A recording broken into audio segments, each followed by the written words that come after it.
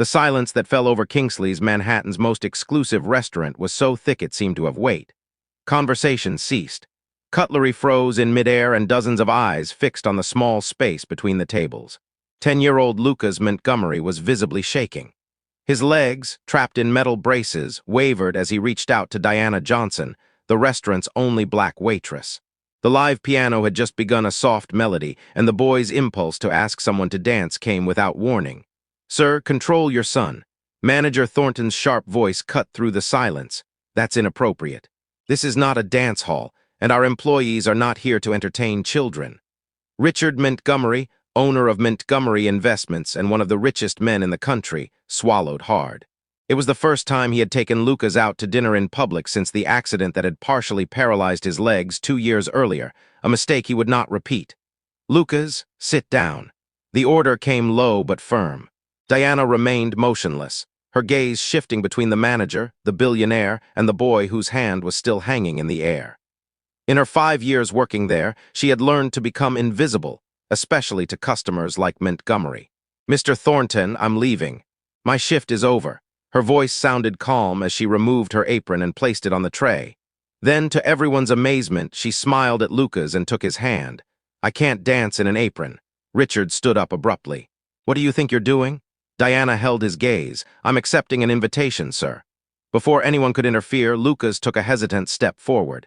His foot dragged painfully across the floor and the metal of his braces screeched. But Diana didn't try to guide him or hurry him. She simply adjusted her own pace to his. "She's getting fired tomorrow," whispered a woman at the next table. Richard watched, paralyzed. A sudden memory struck him. Elizabeth, his late wife, dancing with Lucas in the living room.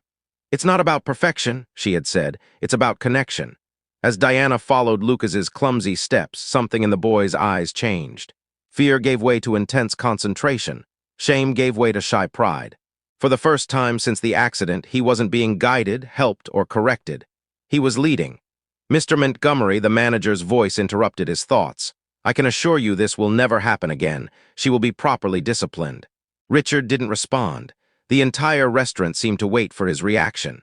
After all, a man of his power could end anyone's career with a single word. Employees stopped what they were doing. Other customers watched with morbid curiosity. Lucas's smile, however, was the only sound that echoed in his mind. Diana led the boy back to the table after 3 dance steps. "Thank you for asking me out," she said formally, as if speaking to an adult. "It was an honor." When she turned to leave, Richard stopped her. "Wait." His voice sounded different, almost unrecognizable to himself. "What's your full name?" "Diana Johnson, sir." Richard nodded slowly. "Diana Johnson," he repeated as if memorizing it. Then he took a card from inside his jacket and held it out to her. "My office." Tomorrow at 10 o'clock a.m. the entire restaurant held its breath. Diana accepted the card without showing any emotion, but her hand trembled slightly. "Dad," Lucas called as she walked away. "Why did you do that?" The question hung in the air like an accusation. Richard watched his son, and for a brief moment saw not just the child Elizabeth had left in his care, but a complete human being whose wants and needs he had systematically ignored for 2 years. As dinner proceeded in awkward silence, no one noticed Diana's glance before she left. Not out of fear or resignation, but out of a calm determination that contrasted with the storm brewing in Richard Montgomery's eyes. If this story about dignity and transformation is already touching your heart, don't forget to subscribe to the channel to follow how a simple gesture of respect can spark a silent revolution capable of transforming lives forever. The lobby of Montgomery Tower sparkled with its glass and marble walls, reflecting the morning sunlight. Diana Johnson immediately felt out of place in her best outfit, a navy blue skirt and white blouse bought on sale. The people passing by her wore clothes that probably cost more than her monthly rent. "Diana Johnson to see Mr. Montgomery," she said to the receptionist, who examined her with a clinical gaze before making a call. "18th floor, Miss Winters will see you." In the elevator, Diana took a deep breath, clutching her worn purse to her chest. It wasn't fear she felt. It was a quiet determination that came from having faced worse, much worse. Miss Winters was a woman in her 40s with a sharp gaze and impeccable posture. "Mr. Montgomery is in a conference call. Please follow me."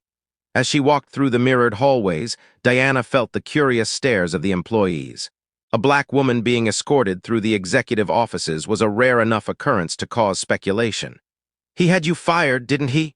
Winters asked suddenly when they were alone in a waiting room. It happens. Powerful clients call and people like you lose their jobs. People like me, you know what I mean? Winters adjusted her glasses, employees who don't know their place. Diana smiled, not amused. And where exactly would that be? Before Winters could answer, her phone rang. He'll see you now. Richard Montgomery's office took up half the floor. Through the floor-to-ceiling windows, Manhattan looked like a distant playground. The man stood, gazing out at the city as if it were his personal property. "Mr. Montgomery," Diana greeted him formally. Richard turned, his face a mask of studied control.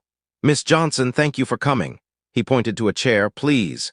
The silence that followed was calculated, a tactic Diana recognized immediately. It was the kind of silence designed to make nervous people talk too much, incriminate themselves. "Do you have a background?" Richard finally asked. "Excuse me." "Education, college." Diana kept her gaze steady. "Bachelor's degree in child development from NYU. Incomplete master's degree in special education."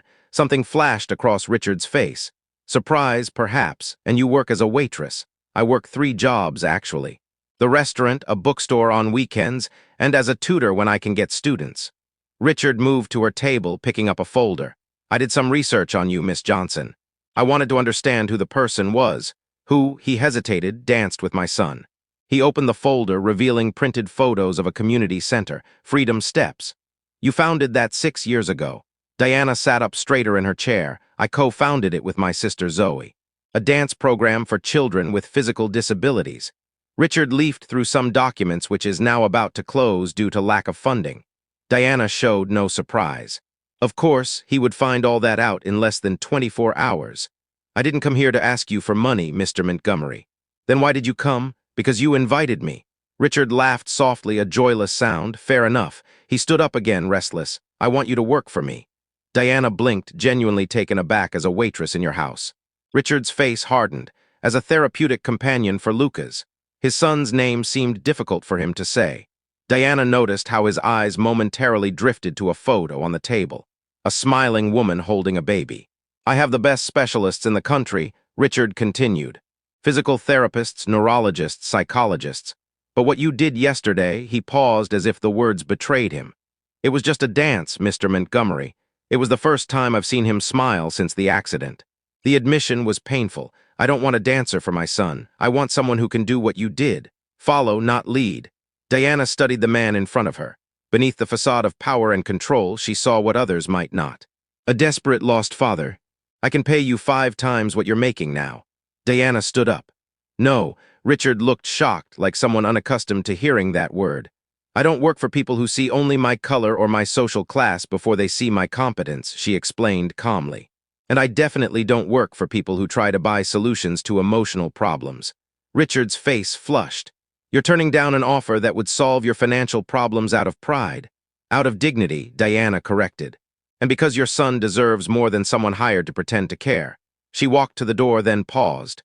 "Lucas doesn't need more experts. He needs space to lead his own life." "You don't know my son." "No," Diana agreed. "But I know people like him.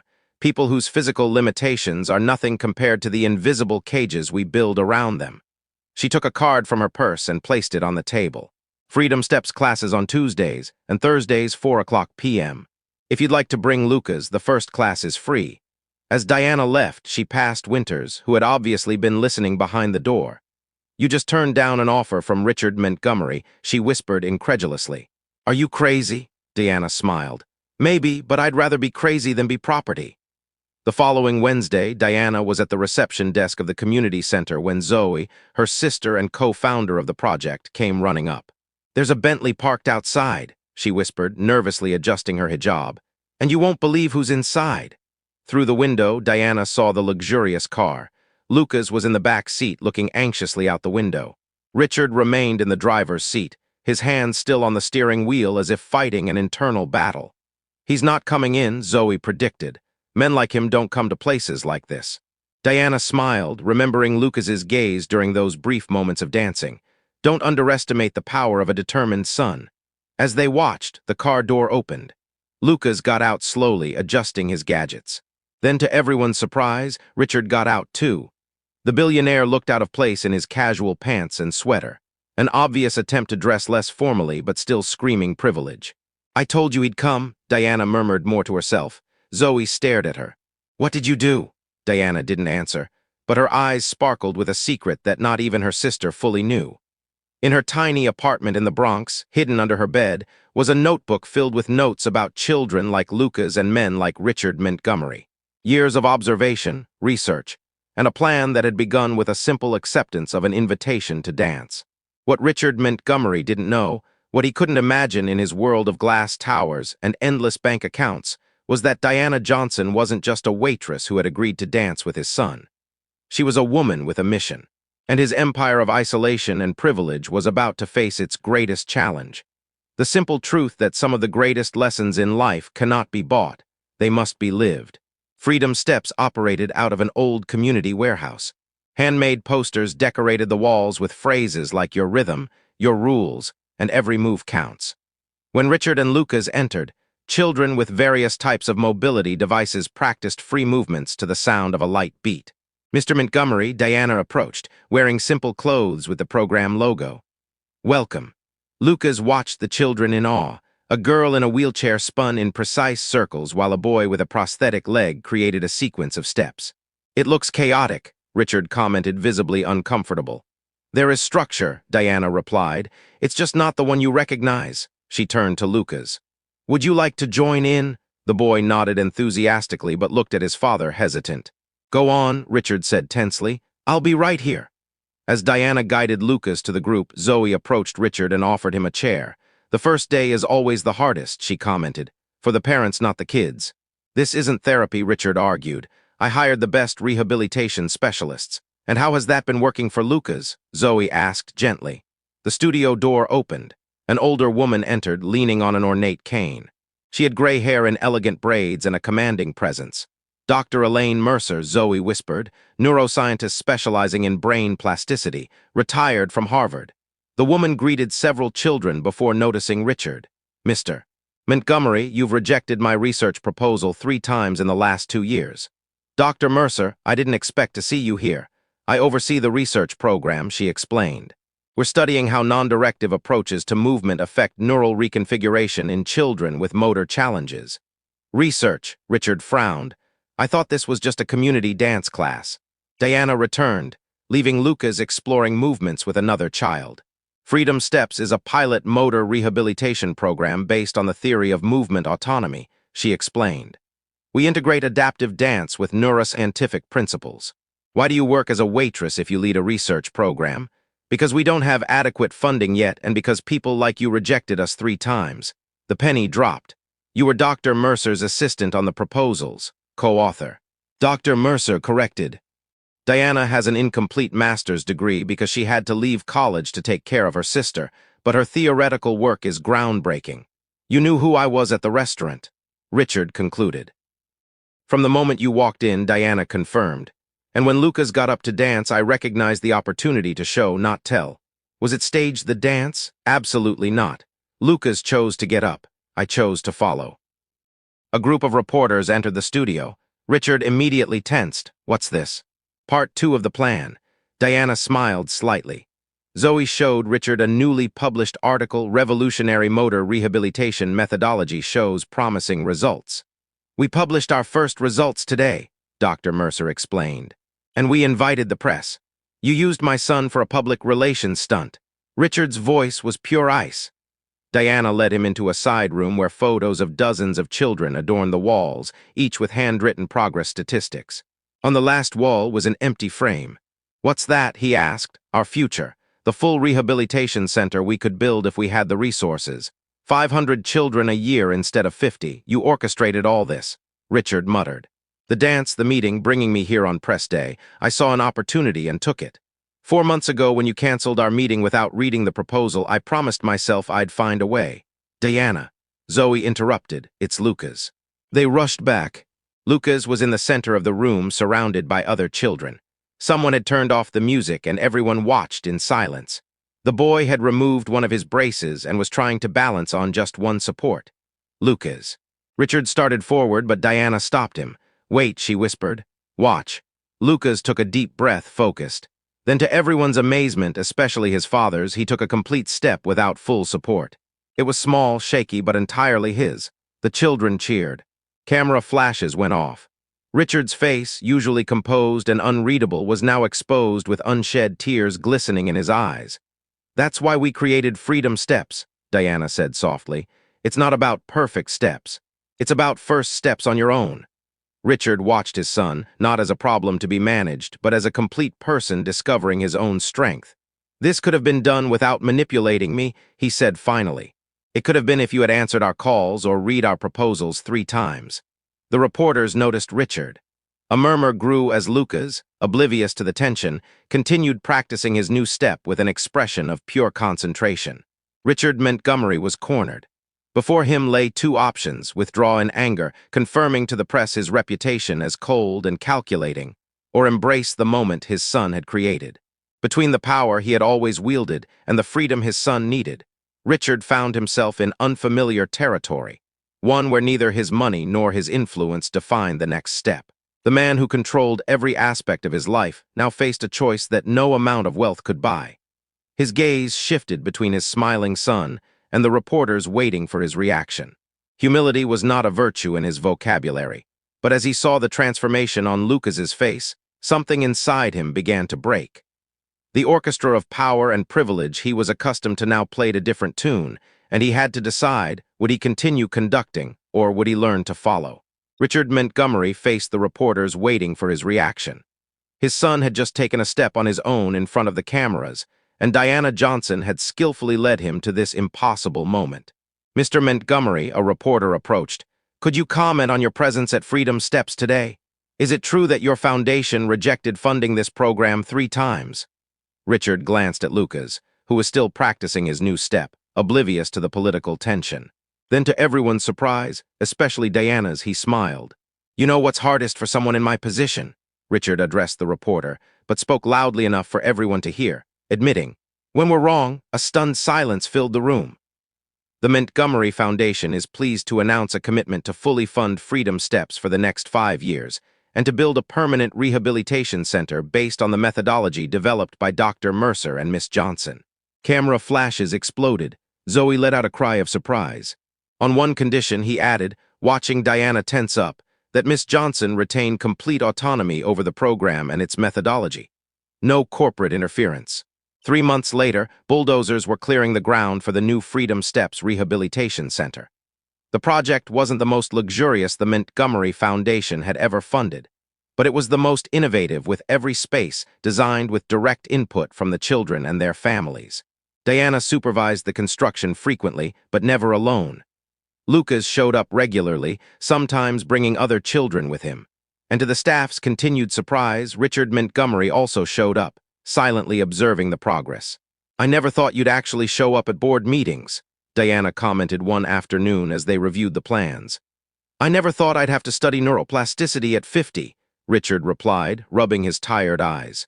In front of him was a scientific article marked with post-it notes. "But here we are." Diana looked at the man curiously. "Is this part of your public penance, or do you really care?" "Lucas asked to have his second brace removed last week." "I know, he told me.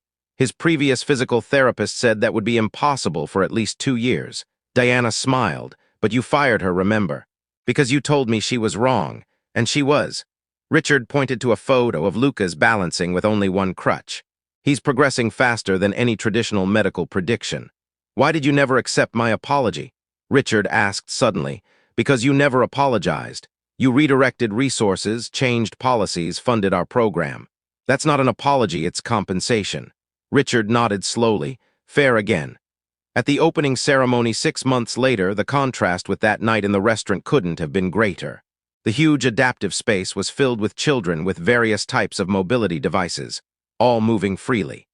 In the center of the main hall, Lucas, now wearing only a lightweight brace on his left leg, led a small choreographed routine with 3 other children. His movements were still limited, but they flowed with a confidence no doctor had predicted. Richard watched from a distance, not interfering. "He doesn't need you to hold him anymore," Diana said, approaching quietly. "No," Richard agreed. "But he still needs me to be around. Crucial difference." Richard turned to face her. "Thank you," he said simply. "For what exactly? for teaching me to follow," a reporter approached. "Mr. Montgomery, how does it feel to see your son's progress?" Richard looked at Lucas, who is now helping a younger girl find her balance. Proud, not of what he's overcome, but of what he's created for others. "And what's been the biggest lesson you've learned on this journey?" Richard Montgomery, the man who had once been known only for his financial empire, looked directly into the camera. That true leaders aren't those who guide others down the path they believe is right, but those who have the courage to follow when someone shows them a better way. A year later, the Freedom Steps program expanded to 3 new cities. Diana received the Pediatric Rehabilitation Innovation Award, and her methodology began to be implemented in hospitals across the country. Lucas, now using only a light cane on difficult days, enrolled in regular school and became a youth spokesperson for the program, inspiring other children to find their own pace. And Richard learned the hardest and most valuable lesson of all, that true power does not lie in controlling every move, but in knowing when it is time to take a step back and let others lead the way. In a world where powerful people rarely change their perspectives, and where those without power often remain in the shadows, the story of Richard, Diana, and Lucas reminds us that true transformation occurs when we cross the invisible boundaries that separate us. When a billionaire learns from a waitress, when a father follows in his son's footsteps. If this story about how a simple gesture of dignity changed lives forever touched your heart, be sure to subscribe to our channel, because we believe that the most profound revolutions don't start with grand manifestos or billion-dollar fortunes. They start when someone has the courage to take an authentic first step, and someone else has the wisdom to follow.